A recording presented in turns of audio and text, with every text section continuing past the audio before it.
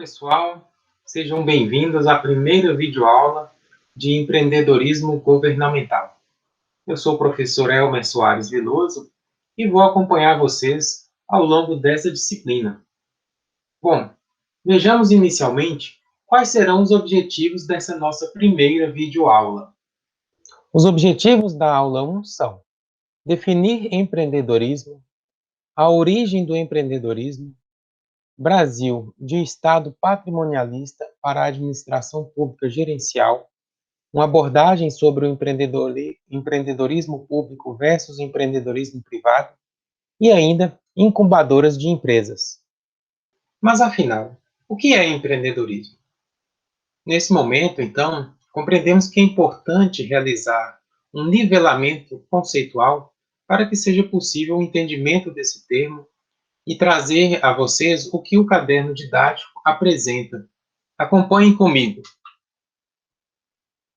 O termo empreendedorismo refere-se, portanto, aos estudos ligados ao empreendedor, como seu perfil, comportamento, atitude e tudo que o torna singular em sua maneira de pensar e agir diante de diferentes situações.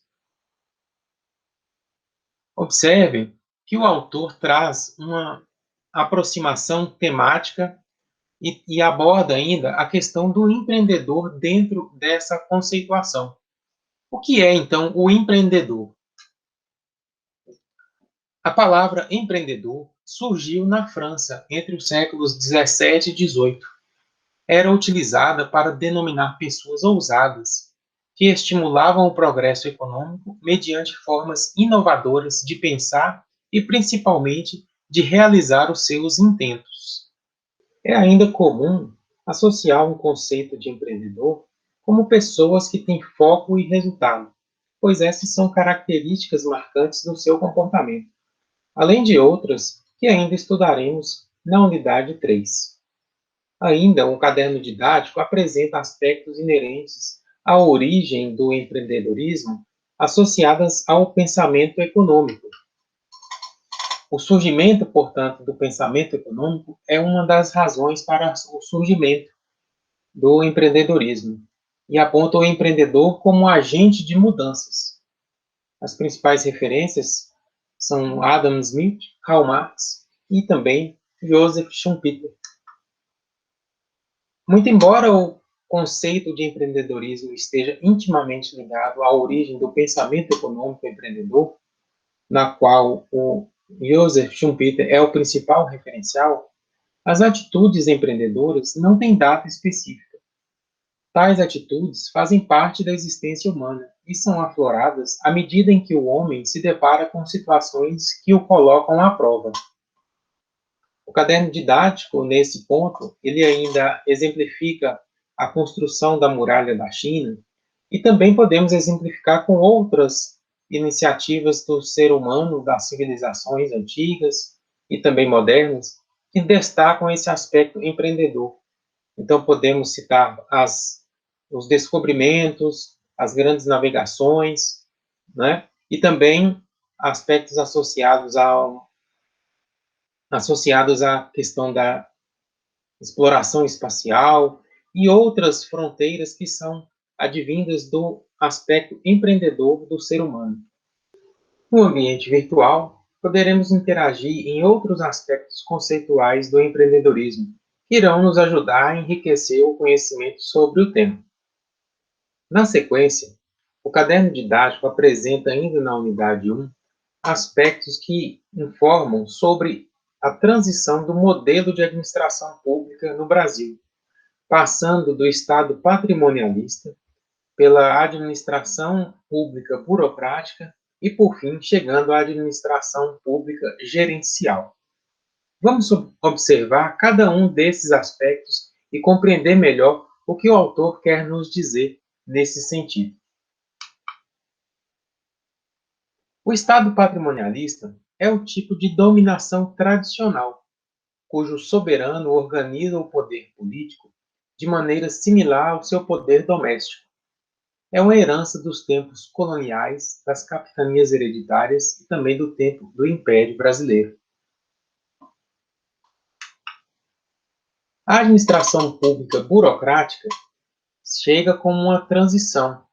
Ela alicerçava suas raízes na racionalidade por meio da criação e do cumprimento de leis, como maneira de combater a herança patrimonialista. Aqui tem destaque para o surgimento da consolidação das leis trabalhistas, do modelo de previdência e também outros aspectos legais existentes no Brasil até hoje. A administração pública gerencial teve início na década de 1990 e veio como resposta ao redesenho das funções econômicas e sociais do Estado, e ainda à necessidade de reduzir o custo da máquina estatal e de melhorar a qualidade dos serviços públicos.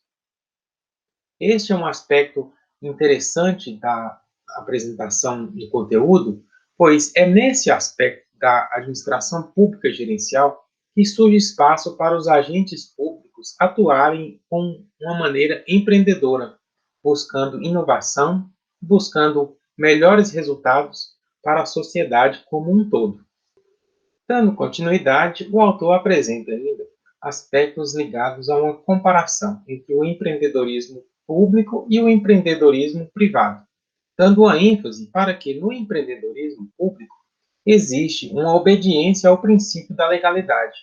Então, as ações são permeadas e também obedecem aos aspectos legais e normativos, uma vez que o agente público não pode agir diferente do que está previsto no ordenamento jurídico vigente. Já o empreendedorismo privado tem flexibilidade, e então ele compara os aspectos de planejamento de uma modalidade e outra. Vejamos, no empreendedorismo privado, os empreendedores fazem uso do plano de negócio para elaborarem suas estratégias e ações diante de uma possibilidade de ação e também de uma possibilidade de montar uma atividade ou uma empresa.